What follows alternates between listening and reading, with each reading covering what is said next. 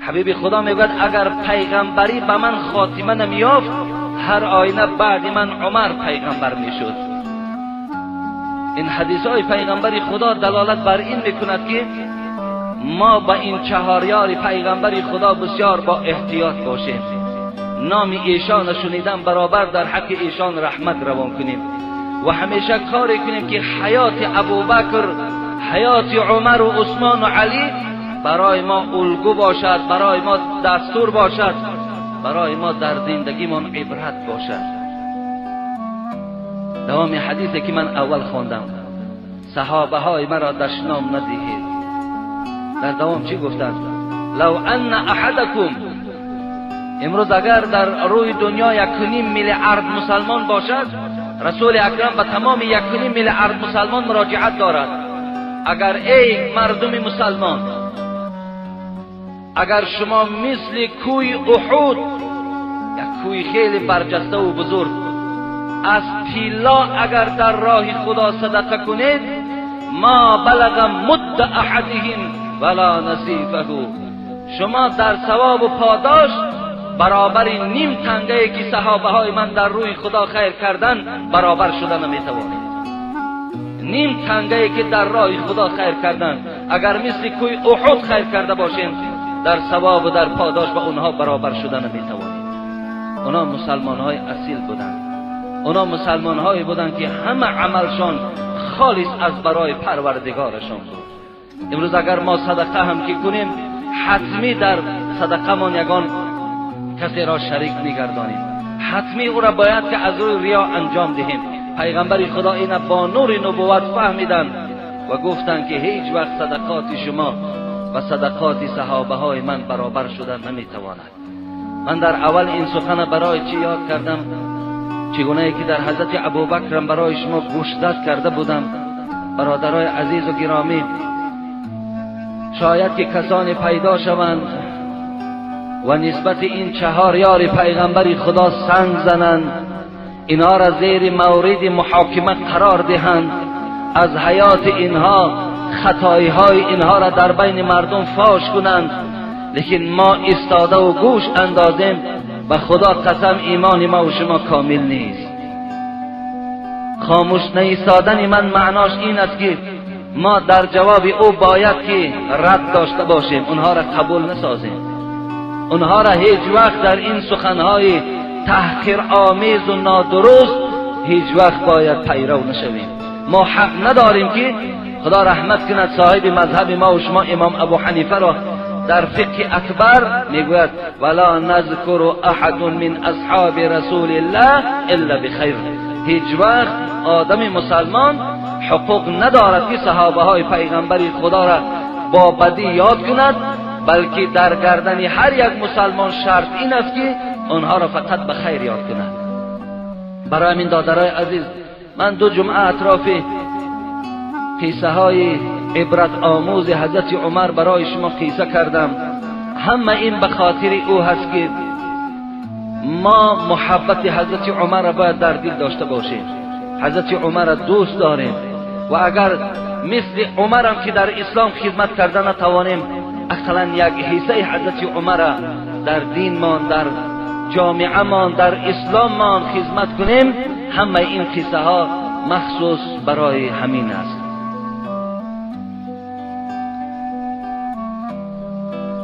رسول اکرم صلی الله علیه و سلم بار همراه صحابه ها نشسته بود و به سخنرانی آغاز کرد. گفت حبب الی من الدنیا ثلاث، من دنیاکم ثلاث.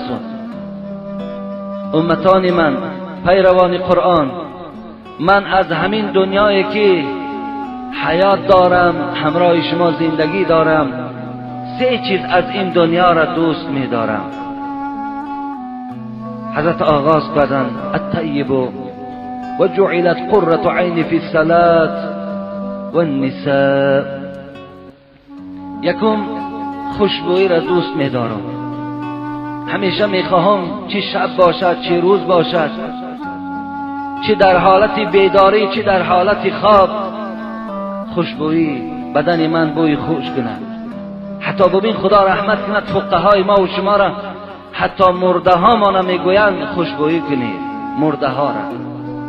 این سنت رسول اکرم صلی الله علیه و آله و سلم است که ما برادرای عزیز و گرامی همیشه بوی خوش کنیم، همیشه از بدنهای ما و شما بوی عطر بوی مشک همیشه می برآمدگی باشد. این حبیب خدا دوست می داشتند، چیزی را رسول اکرم دوست داشتند ما نیز باید که دوست داریم.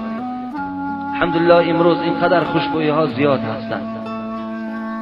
استفاده بر این زنده کردن سنت پیغمبر است. شما در پیشگاه خداوند اجر پاداش میگیرید. نگوید من موسفید هستم، نگوید که من کمپیر هستم، نگوید که من جوان هستم.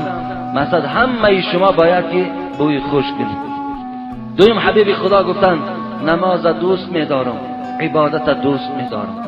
سوم چیزی که رسول اکرم گفتن این بود که زن را دوست می‌دارم. مقصد از زن آن زنهایی که در نکاح داشت مطلب این نیست، بلکه زن را دوست می‌دارم. مقصد زن چی مادر باشد، زن چی خواهر باشد، زن چی زن مسلمان باشد، به خاطر خدا اینها را دوست می‌دارم. ما نیز باید برادرای عزیز چند روزه که به من سوال می آید الحال در خانه منتظر جوابند، همگی شکایت است و شکایت است و شکایت. چی زنها از مردها شکایت دارند، چی مردها از زنها شکایت دارند. برادرای عزیز و گرامی فرمان الله هست، فرمان پیغمبر خدا هست با زنهاتان نیکویی کنید، با زنهاتان معامله خوب کنید، زنهاتان را دوست دارید.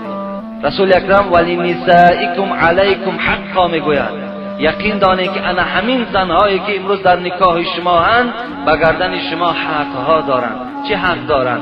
حقهن علیکم ان تحسنوا الیهن فی کسوتهن و طعامهن ولا تضرب الوجه ولا تقبح ولا تحجر الا فی البیت. رسول اکرم صلی الله علیه و سلم میگوید وقتی بیهوده نزنید، زنها را سیاه و کبود نسازید. دوم اینکه زنها را دشنامهای قبیح ندهید. این فرمان پیغمبر خدا است، اجرا نکنید برادرای عزیز، در پیشگاه خدا گناهکار میشوید.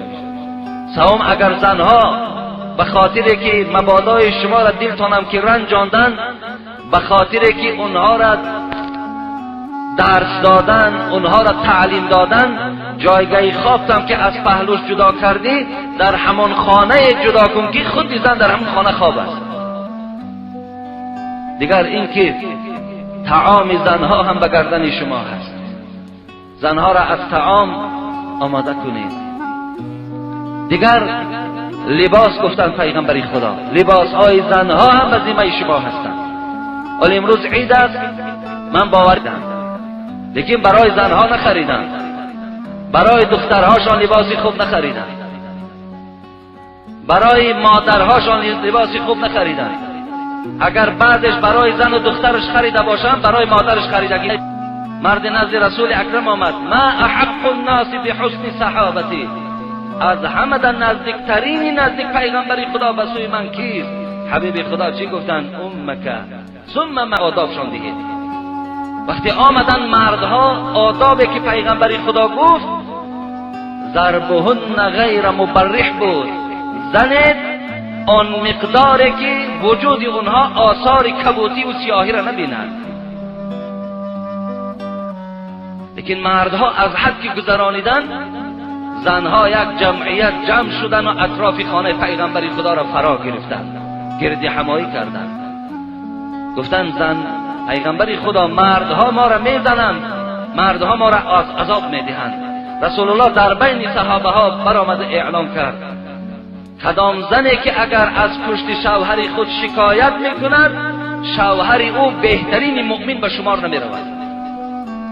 اینم رسول اکرم صلی الله علیه و سلم گفتند. به این خاطر رسول اکرم زن دوست می‌داشتند به خاطر حرمتش، به خاطر شهوترانی نه. اگر پیغمبر خدا آدم شهوتران میشد همه زنهاش بیوه نمیشد. همه زنهای او بغیر یک عایشه کلا همش بیوه بودند، صاحب 5 فرزند و 2 فرزند و 3 فرزند بودند. اگر پیغمبر خدا شهوت رانی میکرد، هر زنی که میگرفت دختری با کیره میگرفت، لیکن کلا همش بیوه بودن.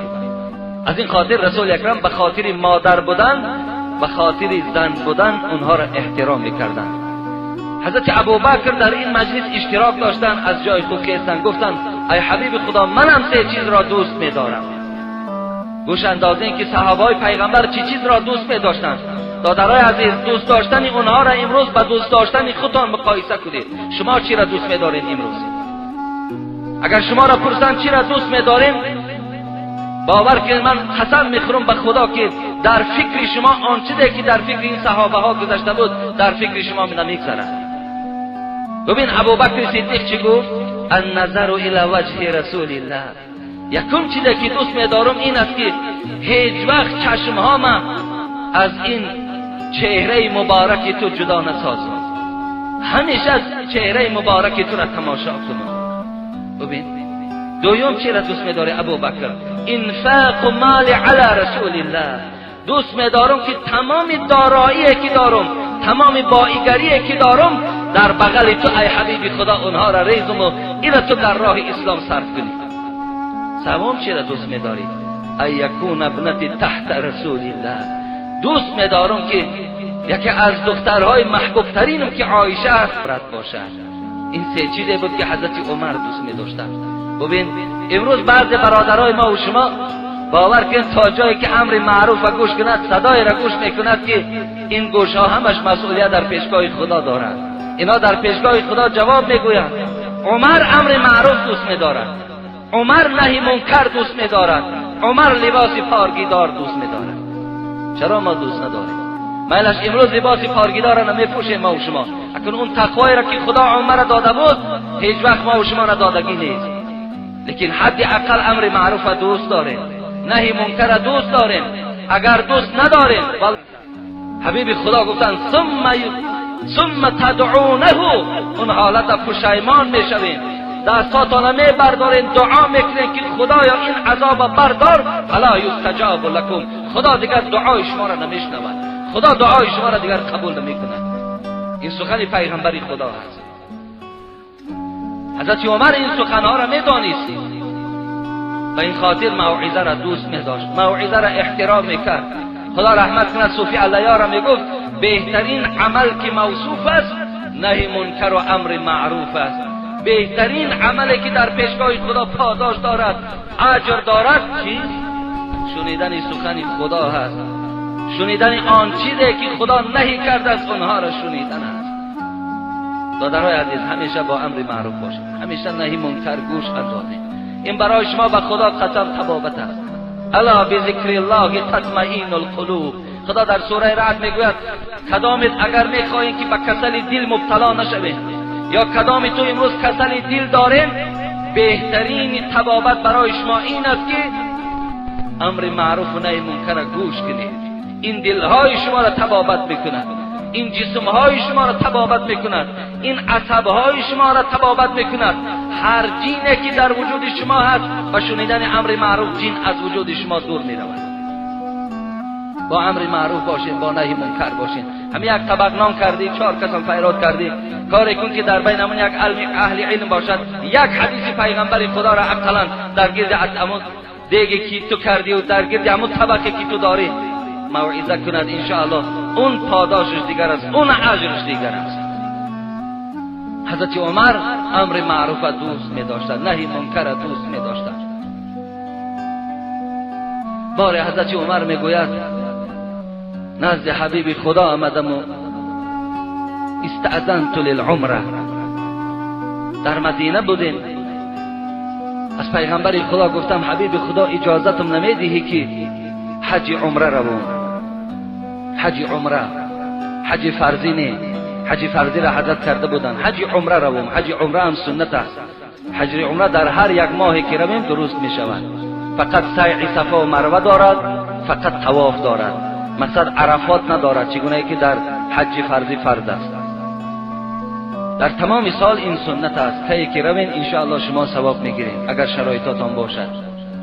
آمدم پیش حبیب خدا و گفتم ای حبیب خدا میخواهم که حج عمره روم. در حدیث بسیار با دقت باشین چی گفتن پیغمبر خدا حضرت عمر: لا تنسنا یا اخی من دعائک، فقال کلمة ما یسرنی ان لی بها الدنیا. حضرت عمر گفتن وقتی که من اجازتی حج عمره را از پیغمبر خدا درخواست کردم، رسول اکرم چنان جواب گفت: قسم به خدا اگر تمام دنیا را در عوض این کلمه برام میدادن من قبول نمیکردم. تمام دنیا را، با تمام قصرش، با تمام زیور و زیوراتش اگر میدادن، من به این جمله‌ای که پیغمبر خدا گفت هیچ وقت عوضش نمیکنم. این چی جمله باشد؟ لا تنسنا یا اخی من دعائک. عمر گفتن راهی سفید برای تو، رو گفتن حج عمره را بکن، لیکن در دعا محمد فراموش نکن. ببین، لیکن در دعا وقتی طواف کردی و در عبادت نشستی، محمد که حبیب خداست در دعا و یاد کن، در حق محمد دعا کن. این از این خیلی بزرگی است برادر عزیز، این خیلی بشارت بلند، این خیلی بهای کلام برای عمر رضی الله تعالی عنه هست. در دعات محمد یاد کن، محمدی که اگر دعای عمر هم نمیشد و در پیشگاه پروردگار محبوب ترین بنده هست، لیکن شرف عمر برای تمام امت اسلام اعلام کرد که ببین از عمر دعا میخواهد رسول اکرم صلی الله علیه و سلم. شب معراج بود، رسول اکرم صلی الله علیه و سلم هر یک قبط آسمان در یک پیغمبری را زیارت میکرد. عاقبت پروردگارش زیارت کرد، با پروردگارش هم صحبت شد.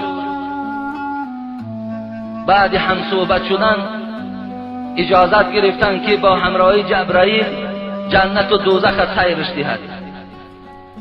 جبرائیل پیش رسول اکرم از پس به دوزخ رفتن، دوزخ تماشا کردن که اگر یادتان باشد من یک جمعه در اطراف این سیر پیغمبر خدا در دوزخ برای شما بیان کرده بودم. دیدن رسول اکرم صلی الله علیه و سلم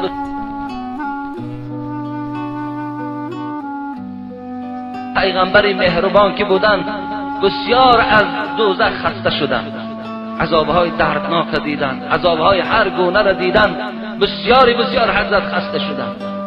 بعد از آن جبرائیل دید که حال خستگی و غم و دقت رسول اکرم فرا گرفته است، حضرت جنت آوردند. در جنت رسول اکرم صلی الله علیه و سلم میگوید وقتی که من وارد شدم، آن ناز و نعمت جنت که دیدم، خیلی اشتیاق جنت در وجود من بیدار شد و اولین شخصی را که در جنت دیدم این رمیسا بود، این زنی بود که در دنیا از خدمت شوهر وارد وقتی که جنت قصرهاش تماشا میکنم، ولی چگونه ما و شما در تلویزیون اگر یگان مملکت‌هایی را که آشیانه‌های بلند دارد و تماشا میکنیم میگیم چی دولت‌های زیبا هست. رسول اکرم به نزد این آشیانه‌ها میگذشت، در حدیث مبارک میگوید که 60 میل برای یک آدم جنتی پروردگار عمارت آباد کرده است. 60 میل وقتی که من حساب کردم در خانه 300 کیلومتر بلندیش بوده است. 300 کیلومتر پروردگار برای هر یک جنتی قصر در جنت دارد. ببین در دبی یک عمارت دارن 1 کیلومتر بلندی دارد، تمام دنیا را در حیرت گذاشته است. 1 کیلومتر الله 300 کیلومتر عمارت دارد برای یک مرد جنتی میبخشش. رسول اکرم وقتی این عمارت ها را تماشا میکرد لذت میبرد. خیلی وقتش خوش شد که امت من وارد این قصرهای زیبا میشوند. بعد از آن میگوید یک قصر را دیدم که در بین همه قصرها فرق کننده بود. این قصر تماما قصر دیگر بود، ساختش دیگر بود. آن چیزی که در اونجا استفاده شده بود اون هم از مصالح های خیلی قیمت استفاده شده بود. فابصرت، نگاه کردم، فقلت لمن هذا، پرسیدم گفتم این قصر زیبایی که فرق کننده است این قصری که باشد. فقال لعمر ابن الخطاب، ببین جواب از جنت می آید. این قصری که می بینی خیلی دیگرگونه است، این قصر عمر فرزند خطاب است. رسول اکرم صلی الله علیه و سلم وقتی که از شب معراج گشتند این حکایه را در زمین در پیش عمر حکایت دارند، در نزد مردم حکایت دارند، سیر جنت حکایت دارند. حضرت عمر گوش میکرد. وقتی که این سخن حضرت رسول اکرم صلی الله علیه و سلم گفتند فاردت ان ادخله، وقتی گفتند این از عمر ابن الخطاب است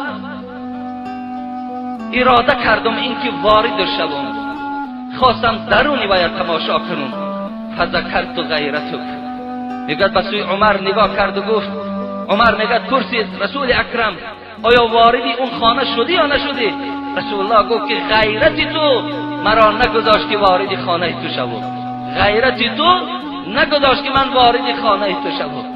رسول اکرم فبکا عمر مثل کودک میگریست در پیش پیغمبر خدا، میگفت علیک اخار، ای حبیب خدا پدر و مادرم فدای تو باد، نخواه که من از تو دیده با غیرت تر باشم، نخواه که من از تو دیده جسارتی بلند داشته باشم. رسول اکرم میگوید نگذاشت که غیرتی تو نگذاشت که من وارد قصر تو شوم. این انا همان عمر هست که شاید بعض ناخلفها نسبت عمر تحقیر داشته باشد، بعض انسانهای ناپاک و افلاس حضرت عمر مورد محاکمه قرار دهند. انا همون عمر هست که من از زبان پیغمبر ترجمه حال او را، فعالیت او را، بزرگی او را به زبان شما گفته ایستادم، به گوش شما رسانیده ایستادم. حضرت عمر آدمی با غیرت بودند، البته غیرت داشتند. بار رسول اکرم صلی الله علیه و سلم از جهاد برگشتند، با غنیمت بسیار و با غلبه برگشتند. به ناگاه میگوید یک زن سیاه‌پوسته در دستش یک دایره داشت، آمد پیش پیغمبر خدا را گرفت و گفت حبیب خدا پیش از آن که تو جهاد رفتی من نظر کردم که رسول اکرم اگر صحت و سلامت برگردد، با غلبه برگردد، من در پیش او دست میزنم، دایره میزنم. حبیب خدا اینه من نظر کردم. حبیب خدا گفتند بگذار مادر، گفتند دایره بزن. گفتند این سیاه‌پوست میگه دایره میزد در خانه پیغمبر خدا. این هنگام میگه علی در آمدند، این زن دایره را میزد. حضرت ابوبکر در آمدند، این زن همون دایره زنی را دوام داشت. حضرت عثمان در آمدند، این زن از دایره زنی باز ایستاد. وقتی وقتی عمر در آمد این زن درها دفش را جمع کرد و در یک دیگه خانه نشست. از عمر ترسید. رسول اکرم صلی الله علیه و سلم خنده کردند، تبسم کردند، گفتند ای عمر، گفتند قسم به خدا، گفتند که از سایه تو شیطان میترسد، شیطان از سایه تو میترسد. گفتند حتی شیطان گفتند از تو میگریزد. ببین شیطان از عمر میگریخت. شیطان سایه عمر دیدن قوت نداشت برادر عزیز. لیکن امروز امت اسلام ببینید، امروز شیطان از بعد شخصیتان میگریزن. به خاطر چی؟ به خاطر که اینا از شیطان گذرانیدن. بله شیطان میگریزد به خاطر که دیگر شیطان لازم نیست برای جسم او، وجود او، زیرا وی آن عملهای را انجام میدهد که شیطان در حیرت گذرانیده است. خدا رحمت کند حضرت جنید قصه معدن حال میزند. مولوی حضرت جنونی چنین نقل از اندر ساعتی روز، جنید اندر ره میرفت با سوز. دوستای خدا با سوز میرفتند در قضای راه، هر طرف این زنای بیگانه و زنای هر گونه را تماشا کردن میرفتند. هر خانه در مثل گاوی بیشاخفن نمی در آمدند، در راه ها سوخته سوخته میرفتند، در فکر خدا بودند. به ناگاه دید اون ملعون شیطان به مکاری شده چو طفل عریان، جهت در گردنی هر کس سواره، جنید انداخت سوی اون نظاره. نگاه کرد شیطان میشناختن، از شیطان دیگر شناخته نمیشود. اونا شیطان میشناختن. دید که شیطان خودش را به منزله کودک کرده است و کودک چهل است. هر یک آدم کودک که بیند حتمی یک سری و یک دستمال میکند، یک دوستداری میکند. شیطان میدانست که خودش به کی مبدل کند. و هر یک شخص می آمد این طفل می برداشت، می دانست که این شیطان است، بوسه می زد، به او پیسه می داد، به او غذا می داد. جنید که وی شناخت به او نظاره کرد، گفت عیب نمیدانی، عیب نمیدانی، گفت که در گردن این مردم سوار بشوی، عیب نمیدانی که این مردم با تو اینقدر معامله خوب دارن، عیب نمیدانی، گفت از خدا نمیترسی. لیکن ابلیس چی جواب گفت؟ جواب ابلیس رو ببینه، بسیار جواب قابل قبول به جنید گفتن. جواب گفتن که جنید دیگر عاجز آمدن. بگفت ابلیس مردم نیست اینها چو گاو و خرچران در روی دنیا، اینایی که میبینی من سوارشان میشوم، اینا را تو گفت آدم نگو، اینا را مردم نگو، اینا کسانی هستند که چو گاو و خرچران در روی دنیا.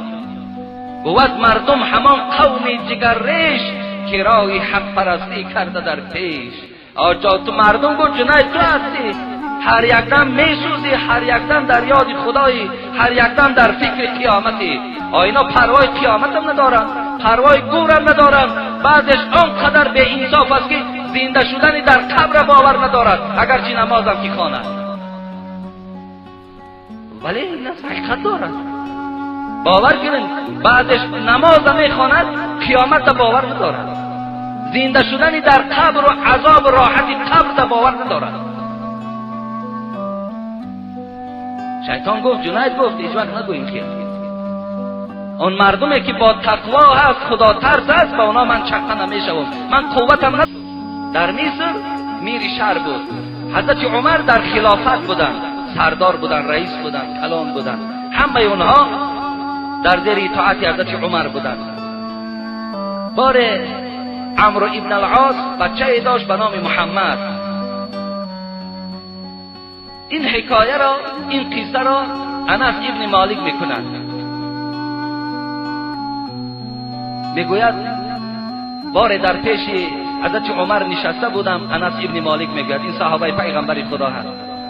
و ناگاه میگوید یک شخص دروازه حضرت عمر کشاد، همون کابینتی که حضرت عمر اتاق کارش بود، و خودش را میگوید در زمین پرتافت و داد و وای گفته عمر بدادم برست، عمر جان مرا خلاص کن گفتن.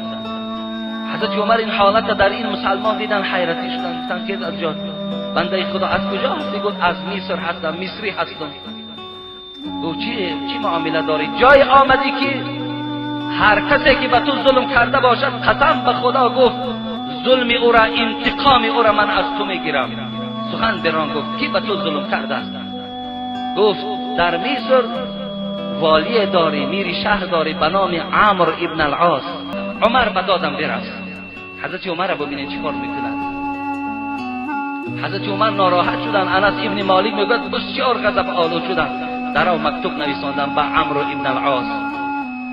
زمانی که مکتوب را میگیری، در حال همراه فرزندت محمد به اتاق کاری من حاضر شد. مکتوب عمرو ابن العاص گرفت، وجود او در لرزه فرا گرفت. میدانید چیزی سر زده باشد. وقتی آمد میگوید چند روز عمر او را قبول نکرد، چند روز قبولش نکرد، خوب عذاب کشید. بعد از آن قبولش کرد. چینا در دست آدم مصری حضرت عمر دادن. محمد بچه را در تنه خرما ببند، بستن.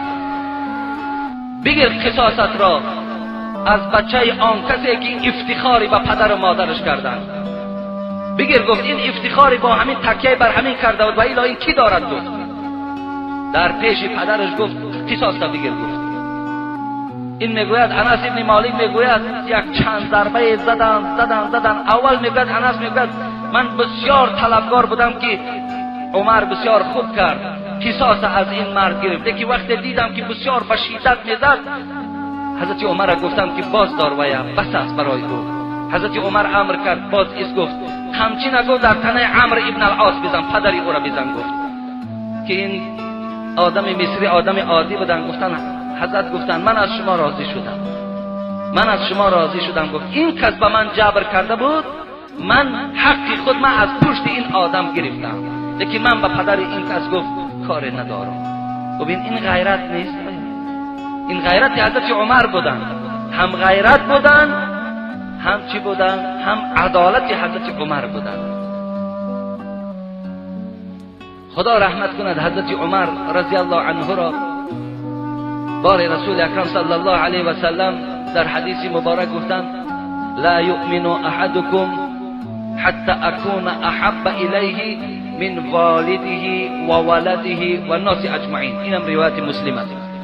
ایمان شما کامل نیست ای بندگان خدا تا زمانی که شما خدا و رسول او را از پدرتان، از مادرتان، از تمام یار رفیق، از تمام نزدیکترین انسان اگر شما دوست ندارید، خدا و رسول او را اگر از پدر و مادر و از یار و رفیق و از مال و چیز دنیا اگر دوست ندارید، ایمان شما کامل نیست. گفتند پیش از آنکه من دوام اینه که با عمر وابستگی دارد بیان کنم، اینجا یک چیز یادم آمد.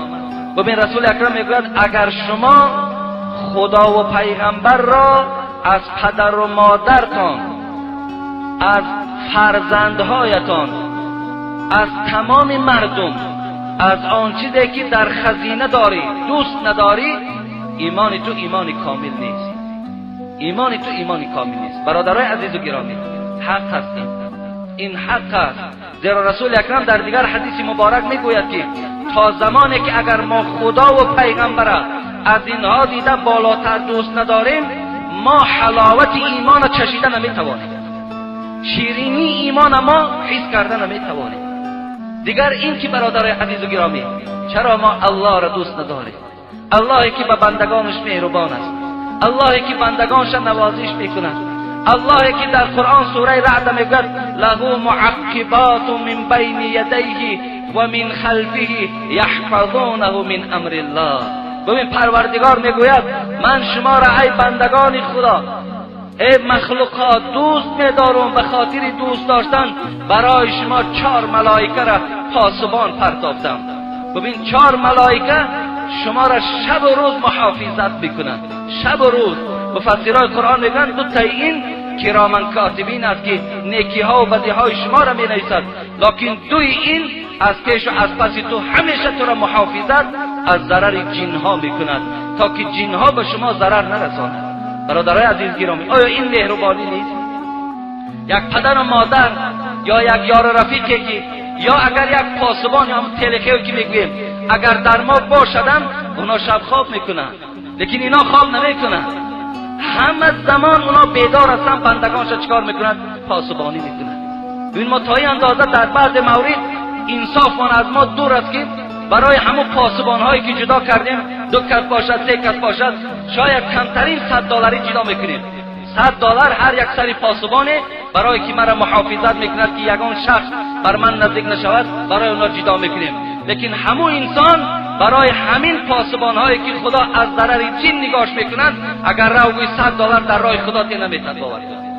$100 در راه خدا خیر کن برای خاطر همین پاسبان هایی که تو را از جن نگاه میکنند.